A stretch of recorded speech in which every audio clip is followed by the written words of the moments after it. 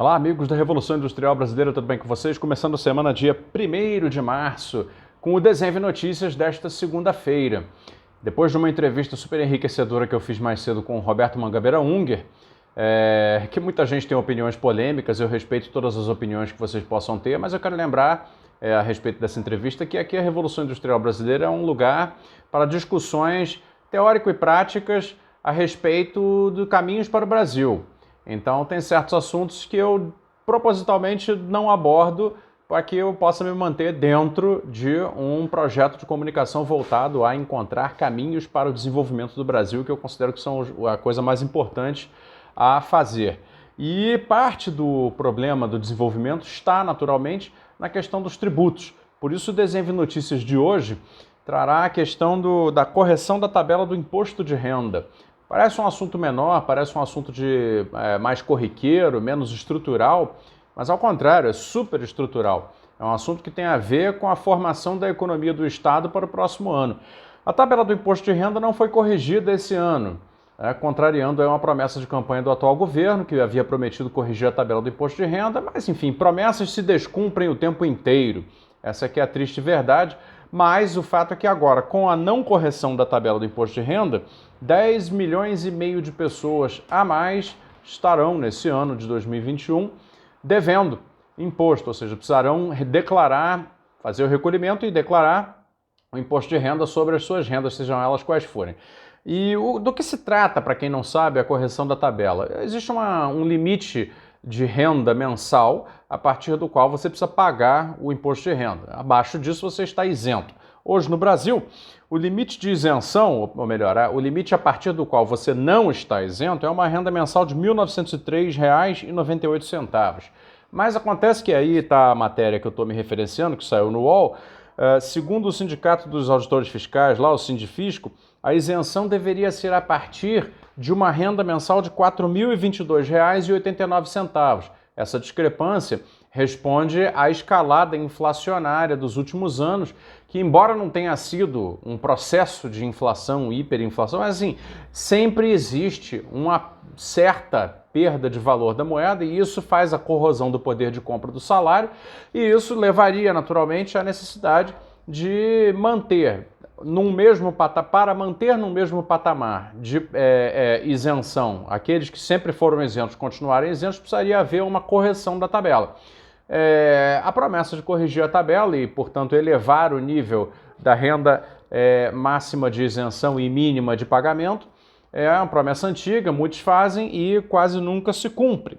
Então, o que acontece hoje é uma situação em que a base da sociedade paga impostos demais sobre a renda.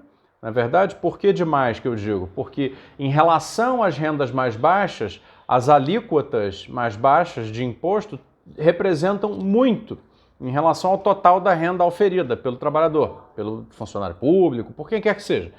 Já nas faixas superiores de renda, a alíquota máxima que eles pagam representa muito menos proporcionalmente do que aquilo que eles auferem como renda.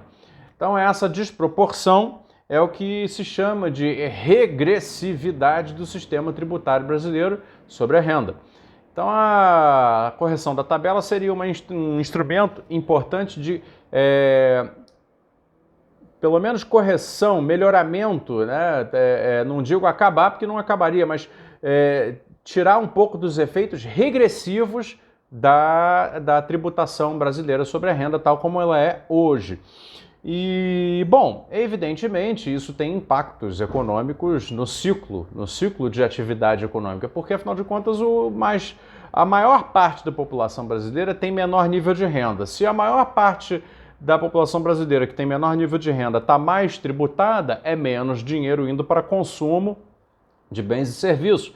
E sendo assim, é mais um fator a perpetuar a estagnação da economia brasileira, que é o que ela apresenta nos últimos anos. Então, uma política mais progressiva da tributação ajudaria a manter o nível de atividade, a melhorar o nível de atividade e, com isso, melhorar o nível de emprego, nível de renda familiar e a qualidade de vida mesmo das pessoas e, portanto, criar mais oportunidades, etc, etc. Então, é evidentemente que todos aqueles que pensam a economia pelo lado mais heterodoxo, mais desenvolvimentista, ou que não sejam desenvolvimentistas, mas percebam a necessidade de que a economia real tenha proeminência em relação à economia financeira, vão naturalmente defender uma reversão da pirâmide tributária brasileira, que é isso que eu estou tentando explicar aqui. Fazer com que aqueles que ganham menos paguem menos e aqueles que ganham mais paguem mais em relação às suas rendas. Pois muito bem, e por que eu trouxe esse assunto? Estou relacionando essa matéria que foi a notícia sobre a não correção da tabela do imposto de renda com outra, que é aí sim, né, um pouco mais problemática. Saiu na Folha de São Paulo, que eu vou deixar o link para vocês, que diz assim: procuradores que recebem até 100 mil falam em esmola e protestam contra celular funcional de R$ 3.600.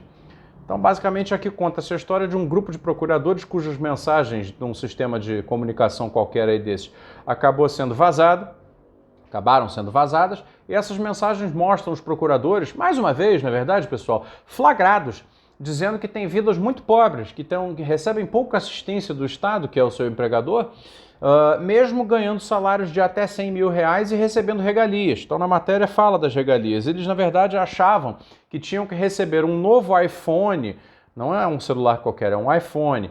Eles todos receberam novos iPhones. E quando receberam os novos iPhones, ficaram muito insatisfeitos, porque o iPhone que eles receberam é o modelo iPhone SE, que custa 3.600, aí variou, o preço do mercado varia entre 2.600 e 3.600.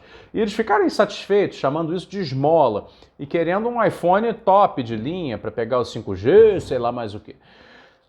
E, claro, não querem comprar isso com os próprios recursos, né, dos gordos salários que ganham, querem comprar isso com dinheiro público.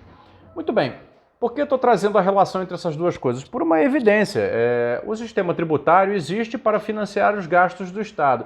Todo mundo no debate econômico do mainstream, ou seja, aquele que aparece na TV, que buzina na sua cabeça todo dia, toda noite, as supostas verdades sobre o Brasil, todo mundo reclama que são os gastos públicos do Brasil linearmente responsáveis pela desgraça em que nos encontramos. Linearmente. Ou seja, que aquela professora, que aquela enfermeira, que aquele policial, aquele bombeiro, aquela assistente social, que está lá na base prestando um serviço essencial para a sociedade, ganhando pouquíssimo, e ainda pagando na tabela do imposto de renda aquilo que vocês viram, são tão culpados pelos déficits, pelos problemas de desarranjo estrutural da economia brasileira, quanto esses procuradores. Ou seja, eu estou querendo basicamente dizer o seguinte: além de ser um defensor da progressividade tributária, eu também sou um defensor de que a gente comece a discutir melhor essa questão do gasto público no Brasil. Na verdade, porque ao mesmo tempo que é indecente que procuradores que ganham até 100 mil reais por mês de dinheiro público reclamem porque o iPhone que o governo comprou para eles não é o iPhone que eles queriam ainda mais caro, bicho, é evidente onde está a distorção. É evidente.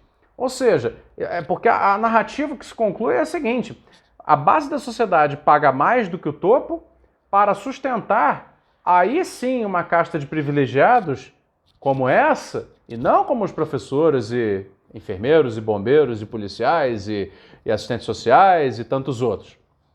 Não é verdade?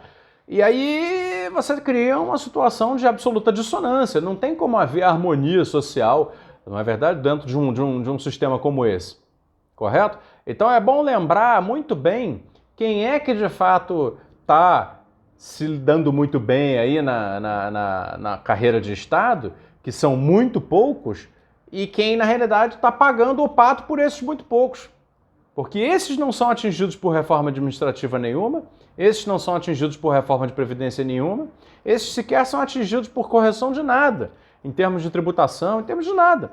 São sempre isentos, ficam acima do bem e do mal, vivendo numa espécie de Olimpo e ainda reclamam. Enquanto a base da sociedade tem que aguentar, além de uma super tributação, tem que aguentar reformas escorchantes que venham a trazer mais austeridade, como, por exemplo, a previdenciária, que coloca um pouco mais de contribuição em cima deles, a administrativa, que vai fazer com que as carreiras deles fiquem mais fragilizadas, etc, etc, etc. Eu não quero entrar em caso a caso aqui, porque precisaria estudar as informações melhor e fazer a leitura das leis. Mas basicamente é isso. Desenve Notícias de hoje, então, criticando essa disparidade tributária e orçamentária do Brasil. Realmente assim fica difícil.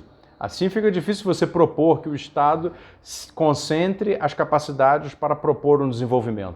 É preciso, então, que essas correções sejam feitas. É preciso que a gente pare de aceitar certas linearidades de argumento que equiparam um procurador como esse de um professor municipal, como os que a gente conhece, que são subremunerados, como se fossem coisas iguais, privilegiados do Estado, identicamente. Não são. Tá bom, pessoal? Obrigado. Esse foi o Desenho Notícias, todo dia aqui no canal de YouTube da Revolução Industrial Brasileira. Eu fico por aqui, me despeço até amanhã. Um abraço.